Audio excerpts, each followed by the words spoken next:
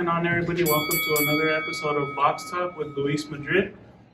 Today we are here at Azteca Boxing Gym in West Phoenix, and we're joined here by Jermone Jones Jr., undefeated upcoming prospect. How are you doing today, champ? Pretty good. How about yourself? Good. Thank you for having us today, man. I appreciate it. I'm excited. So, just to get into it a little bit, can you talk to us a little bit about, just your birthplace and just a little bit about you, how you got introduced to boxing?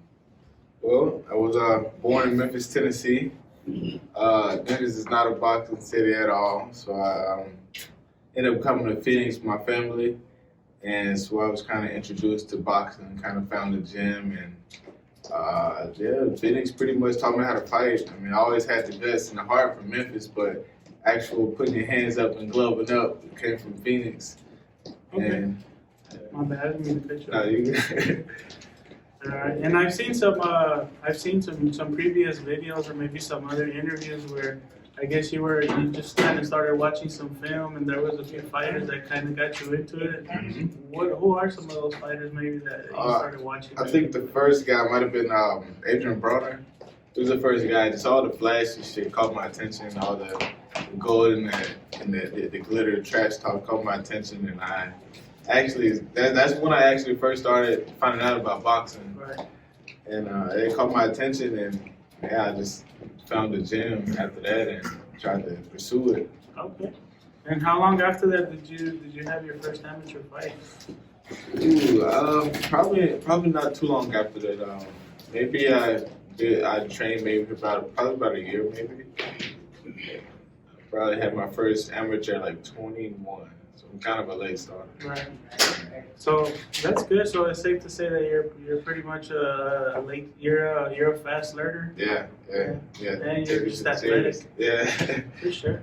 Any other sports growing up that you enjoyed or that you played? I played a little bit of football. I did a little track. I did wrestling for probably about a week. So, yeah. All the tough sports, I probably dabbled in that just a little bit. Hey man, maybe that would have gave you a background in MMA instead. Yeah, you never know. If I make a name in this, I'm gonna call some guys out, try to get a quick check. For sure. Cool, man. And so how has that change been for you coming from Memphis to Phoenix? Do you feel like you kind of adapted this as your new home, and is there the people here accepting you and adopting you as I have a pretty decent following here in Phoenix. I guess I can consider this my new home. It's been pretty cool. Memphis is what it is. It's not really a place for boxing. So when I came here, it was perfect. A lot of space, a lot of scenery in the mountains to go run the mountains and just feel something like a boxer should do. Instead of running in the city and being in that environment. So Phoenix, I guess I can consider this a second home for me. Right. Can you ever get used to this heat? Yeah. It's pretty. It's hot, but it's not too bad. I think down south heat is probably a little worse. Really? Or maybe some humidity in there. Yeah, when it comes to the humidity, man, it got me. It's crazy out there. Oh yeah, because recently, not this last fight, but the fight before that, you did some training in Texas, right? Mm-hmm. It was crazy. I was losing like 7 pounds a day, and I was stuck with myself trying to keep the weight on, trying to keep the water in. But the humidity in Texas is ridiculous. Where was that, in San Antonio? I was training a little bit in San Antonio, a little bit in Dallas, and a little bit in Houston. Oh, okay. And they all was ridiculous. Cool. All hot. Sounds good, man. And how did you end up linking with Coach Jose and here with Azteca, with the team in Azteca Boxing? Well, here in the Phoenix community, Phoenix boxing community is super small. Everything's tight. Right. So I was training with a couple other guys, but I just wasn't feeling it. I felt like I needed a twist. So I kind of evaluated my best options here in Phoenix, and Jose was on the top of the list, so I hit him up and I reached out to him. I let him know what I was trying to do, trying to turn pro. He asked me a question, and he gave me 3 months to get in shape, and I did the best I could, and we took a fight, and I've been rocking ever since. How long would you say it's been since you've been working with him? I think it's a little over a year now. I think July I might have started training. Okay. last year. And so Coach Jose has a pretty big stable of talented fighters. How do you say you guys all get along, and do you guys kind of push each other and motivate each other, and what's the environment here? Yeah, it's all competition. You come here, we all trying to race. We can see who can get the best numbers, who can punch the hardest, who can punch the fastest, who can punch the most. Everything is competition, and we all compete with each other. We all feed off each other. And you got a lot of guys, you know, they come up missing sometimes, but they always come back and they always pop up. But it's just the boxing community. So that's one of those things where it's like it's a lot of fun, and you guys joke a lot. But when it's time for business, it's time for business. When it's time to get in the ring, you square up, and it's all work, all business. For sure. And so most of your fights that you've had as a pro have been in Mexico, correct? Correct. How would you say that? How would you say those experience has been? Because it seems like you're getting a really big fan base out there, and just, you know, you're having a lot of fun. You're always still in the show, taking more pictures of the fighters from there sometimes. Yeah. It's pretty cool, man. They show me a lot of love and respect, and I do the same. I just respected it. And it's a cool city. It's a cool country. I love going there. I wish I could speak a little more Spanish, that way I could flow with the people more, but it's all love. They show me a crazy amount of love, and I just show up and fight, and it's all it is. From what I know too, I could be wrong, or maybe it depends on what place it is, but from what I know too, I've heard that when you're in school in Mexico, it's like mandatory to take some like basic English classes. So I feel like even with them, a lot of them kind of know a little bit of English. It's a lot of people that I could kind of somewhat talk to, but for the most part, everybody just stick to the Spanish. So, but every now and then, I find somebody that surprises me. I'm like, oh, speak English. Especially if it's one of those kind of like places that are a little bit close to the border. Yeah, for sure. All right, man, sounds good. And so before actually fighting in Mexico, had you ever been to Mexico? Is it kind of like a culture shock when you first went out there? Well, yeah, it was kind of a culture shock, but you know, it's cool. I was going there for business, so that's what my mindset was. Right. Wasn't, I guess, trying to communicate with the people too much. But when I went there and I seen everybody, you know, showing me love, I was like, oh, okay, people like me a little bit. It was cool. It was cool.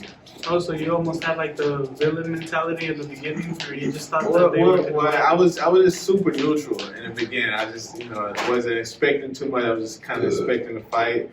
And I guess if I would have expected anything, it would have been, you know, for everybody to be going with their kind of people. Right. And when I went over there, I noticed they were showing me love, so it was beautiful. Sure. And in the beginning, well, obviously you were busy. You were fighting often. You were trying to get those fights in and get that experience in. And then COVID hit and the whole pandemic and everything. Yeah. How did that kind of affect everything for you in the beginning? It didn't really affect me. It gave me a lot of time, and I never took a break. So through the whole quarantine, I was still training. So if anything, it gave me a little time to relax with the stress of like weight cuts and stress of like the last minute and all that stuff. But I just kept training and sparring here and there, and it was good for me. For sure. And I mean, I think your first fight back was like in August, right? So yeah. Technically, I think the hard part of the pandemic was like those summer months. So Right. Like a little bit of time In off. the beginning, it was super weird. Everybody was scared. It was hard to find water in the stores. I couldn't do anything. I was like, oh snap! I don't know, coach. I gotta go find some food for the house. No toilet paper. Man, nothing. It was scary for me. For sure, man. And as far as I know, like in Vegas and a lot of the bigger promotional companies and whatnot, they kind of keep their fighters in the bubble and they're always testing them and stuff like that. How's the, I guess you could say, Corona or pandemic experience in Mexico as far as like fight week and being at the hotel and stuff? Are they as strict? Are you kind of like in a bubble, or you have a little bit more freedom? I might say, because I've never been to the bubble, so I don't know exactly how they do it. But I might say it's a little more freedom. But we show up to the fights and they test us, and it's still the same thing. Everybody got their masks on in Mexico, and I'm sure it's just a global thing. It's everywhere. But you have a little more freedom as to like leaving the workout and stuff like that. No, I wish. Oh. But no, nah, Coach Jose is not going for that. Oh, okay. All right, sounds good, man. Well, thank you so much for sharing all that information with us. So, the next thing that I want to talk about is just some upcoming fights. Just want to kind of get the breakdown, see what you think about those fights, and break them down for us. Okay. All right. So the first fight that we have for you is the Gervonta Davis versus Leo Santa Cruz fight, which that fight got pushed back. I don't know if you know, they pushed it back to October 31st. Yeah. And I think it's supposed to be in Texas, and it's gonna be with fans. So how do you think that's gonna go down? I would advise Gervonta to go train in Texas for a bit, because when that immediate hit, it hits, and it's pretty rough. Right. It's like, I guess it's like training in the sauna suit. Now I don't really train in the sauna suit because I don't have to. My weight falls off pretty easy. But I guess it would be somewhat that feeling of training in the sauna suit. It just gets you tired a lot quicker. But as far as the winner, I guess I would pick Gervonta, but I know the styles make fights, and Leo has the style to give him a lot of problems. I think it's going to be pretty cool to watch and see what happens. Cool. The next fight is the Vasily Lomachenko versus Teofimo Lopez. I think that was going down like in 2 weeks, October 17th. It's a crazy fight. Who do you pick for that? I don't know. That's a crazy fight for me. I think if it goes to distance, it's gonna be Loma. But I think if it's by KO, it's gonna be Teofimo. I've seen Loma get dropped by right hands, and Teofimo's a big 135er. And that's a really good right hand. And I mean, Loma's he's not necessarily a very big guy at 135. So. But I feel like it's kind of a 50-50 fight, and those are the fights that are fun. Those are the ones that, when you don't know who's going to win. I would say it's probably a 60-40 fight with Loma in favor just off experience. Yeah. But that's a pretty good fight. Pretty good fight to be made. One guy's young and hungry, no respect at all, and the other guy's just kind of a veteran in the sport. And I think Lomachenko's I think he's like 32, and a lot of people are saying that he's old, but I'm just like, he's not old. He takes really good care of his body, and he hasn't really been through none of big. Well, I mean, maybe in the amateurs, but as a pro, he hasn't really been pushed like that. I don't think so. I think he's fresh. He's good. Should be a good fight. And then the last fight that I have for you is the Errol Spence versus Danny Garcia fight. That one's, I think, November 21st. Mm-hmm. I gotta go with Errol for that. I just want him to stay safe from that left hook. Because Danny swing that thing without looking, man. He's gonna come out of nowhere, duck and just throw it. And it's got a lot of people in trouble. I just want Errol to stay safe from that one. So other than that, he should be good if you stay away from that left hand. As long as he stays away from that, he's safe. He'll be all right. It should be cool if you stay away from the left. But it's his first fight from the accident he had, so everybody is kind of wondering what's going to happen. Is it going to be the same? Is it going to be the sharp? Is it going to be explosive? Is it going to change? Is it going to be scared to throw something? Everybody is waiting to see. Right. Maybe that'll make it a little bit more competitive. Who knows? Maybe. It definitely should be good for the sport, whether it's a good fighter or not. Because Errol's like the top dog right now. So if he shows any type of flaws, everybody's going to be barking at Errol. Oh, give me a shot, give me a chance. Everybody's. But if he still looks good, then it's still going to be good for the sport. Everybody's like, oh, nah, we're not fucking with that guy. Still not. Maybe that's a good thing, though, because maybe we can get those fights and they're not going to be scared of Exactly. For sure. Hopefully we get that Terrence Crawford fight soon.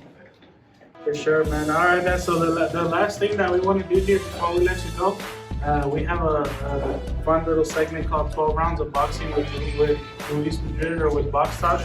And basically all it is just 12 fun, random, rapid-fire questions. Most of them have nothing to do with boxing. It's just to get to know you a little bit and laugh a little bit, right? Alright. Alright, for sure. So the question number 1 is, what is the first thought that crosses your head when you wake up in the morning? What kind of workout am I gonna do today? Question number 2 is, do you have any hidden talents? No. No instruments or nothing like that? Nah. Question number 3 is, what is your favorite punch or favorite combination when you have a fighter hurt? When I have a fighter hurt, probably left uppercut to the body. Question number 4 is, what movie or movies have made you cry in the past? Oh man, a lot of them. When I watch good movies, I get a little sensitive. I'm not gonna lie. Did you watch The I'm Lion not King? gonna lie. Yeah, I watched Lion King, but that one didn't get me. Which one? My favorite movie right now is Unbroken. I don't know if you've seen that. It's about an old war veteran. And he went to the Olympics and he went to war, and yeah, it was a pretty good movie. Your kids see you cry when you watch your movies? Yeah, it was good. Alright, cool. Question number 5 is, what is your dream car? I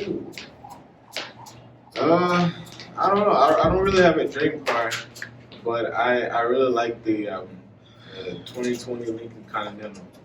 I think it's very classy and not too much. And I think sometime in the near future it's gonna be really affordable. Bringing back the throwbacks? Yeah. For sure. I think that's a brand that's kind of slipped on. It's still an American car. It's like the American luxury in a way. Yeah, they're bringing back some weird old cars. Like they're bringing back the Bronco too. I don't know. Oh yeah. I've seen that. Yeah. Alright, cool. Question number 6 is, what is your favorite exercise and what is your least favorite exercise? When it's time to do it, you just cringe like, oh. Well, my least favorite has to be burpees. I hate jumping up and down. Least favorite, that has to be number 1. My favorite probably, I don't know, probably sparring. Alright. Okay, question number 7, do you follow any other sports closely? Not really. The most close probably football. I'm a Saints fan. So whenever I can watch them, I try to watch them. I don't really care about basketball. I don't know why, but it's just not my thing. You never cared about it, or is it just kind of dying out these days? Because I used to be a big fan. And I've never cared about it. One, because I'm not that good at it. Believe it or not, I'm not that good at basketball. I mean, I got all the energy in the world, but pretty athletic, kind of fast. But when it comes to dribbling and shooting, so good. Question number 8 is, what is your favorite thing to eat after weigh-ins? After weigh-ins, most definitely water. Water, and then I try to eat kind of still light. Even though it sounds weird, I try to still eat light. I try to eat a lot of portions, but small portions. So, salmon, chicken head, salmon. That's a first for sure, man. I thought it was a lot of fighters say pasta, or maybe in Mexico, some Sonora sauce or something. I actually, me myself, I don't eat beef or pork. Oh, okay. So when it comes to the hot dogs and stuff, well, a lot of the food out there in Mexico, everything is beef. Everything is I guess, meat, the real meat. Yeah. So I never taste that anyway, so I just try to find some chicken somewhere. And it's hard for me because I have a small waist, so when it comes to like after weigh-ins, it's even smaller, and it's hard for me to eat like heavy foods like pasta. I'll be full in like 5 bites. Right. I be feeling weird, so I try to eat light stuff and try to eat it like wait an hour, 2 hours, and try to eat again and try to eat a bunch of small portions. So you're more of a small portion type of person, but more often. Yeah. All right, cool. So, question number 9 is: do you have a pre-fight routine? No, not really. I just try to get in the zone as much as I can. Whenever I'm warming up, there's always a bunch of people watching me. That kind of gets me going too. People watching me. Is it weird too, or? Nah, I guess I'm used to it now. It's always been like that, even in the amateurs. People watch me as I warm up, and I'm like, wow, this guy. Well, it's because the amateurs are so open too. It's just in the gym or something. Yeah. All right. So, question number 10 is, what is the worst job you've ever had? Ooh. Well, I worked at this high-end restaurant as a waiter, server, Fleming's. And one of the guys, you never heard of Fleming's? Is that here? They have one here. $50 little small steaks. It's pretty expensive. But one of the guys that was training me, he got upset with me because he thought I said y'all, which you all is his country way of saying you all. I'm from the South. But he thought I said y'all, and I was like, I didn't say that. But he caught an attitude because he thought I said it. And I was like, all right, I can't do this. I can't even like talk. You know, I have to watch what I say. Like extra crap on the stage too much. So was that a short stint? Yeah, I probably worked. I think I worked one day after training. I worked one day, and I was like, no more. It's a waste of time. All right. You can't sell out for the money to that extent. Right. Cool. And question number 11 is, what is your all-time favorite sneaker? Sneakers? Probably these Jordan 1s. The ones? For sure. Yeah, Jordan 1s probably my favorite. All right, cool. And then the final question is, if you were forced to eat the same thing for the rest of your life, what would it be? Chicken. Chicken, yeah. Any specific way? Fried chicken. Yeah, pretty good. For sure. Some hot sauce. All right, man, sounds good. Well, before we let you go, do you have any shout outs or anything you want to tell your fans, friends, family, any social media? I want to shout out to everybody that's been showing me love lately. You know, we're doing a tremendous job. We've been working hard. We're still chasing these world titles. The opportunity will come. We'll be ready. You can find me on social media. Everything's the same. Jermone Jones Jr.